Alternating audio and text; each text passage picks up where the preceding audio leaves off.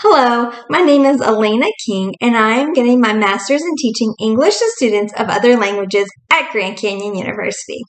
Today, I would like to talk to you about teachers' dispositions or qualities that they should have. First, I'd like to tell you a few of the qualities that I feel I possess and then things that I need to work on. First, I believe that all students have the ability to learn. In my classroom, I treat everyone fairly and explain things if they don't understand them. I want to make sure that all of my students have attainable goals. That is, goals that they're able to reach at their level. And then after they reach them, we celebrate and create new goals. Also, if students are having difficulties, I will make sure that I work with them one-on-one or as a group.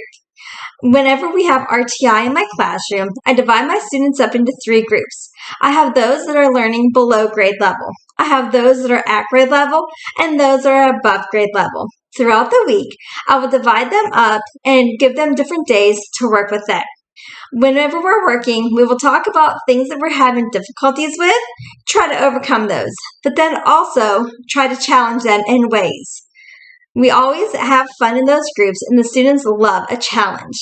Also, I will make sure that I always am meeting the goals on the IEPs that are set forth for my students with special needs.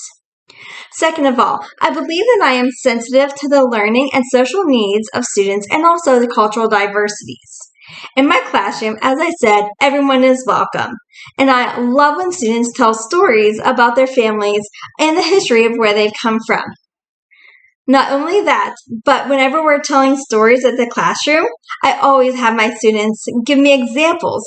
For example, if we're reading a book about traditions for weddings or birthdays, I'll ask my other students who are from different backgrounds, such as Hispanic or Sudanese, or even African American, to explain to us as a class how they have celebrations for weddings or for birthdays. And the other students in the classroom love hearing those stories because it's something completely new to them.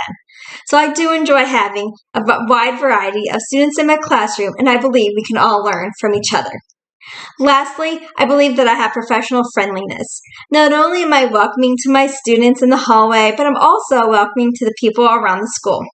For my students, in my classroom, they stand in the hallway in the morning and I greet them all by name and ask them how they would like to be greeted.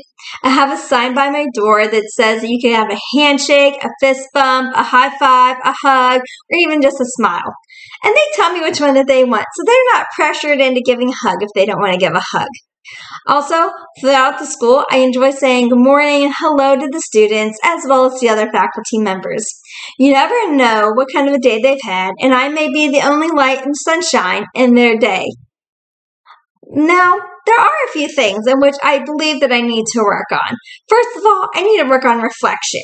Especially at the end of the day, there's a lot of times that I just go home right after school's over.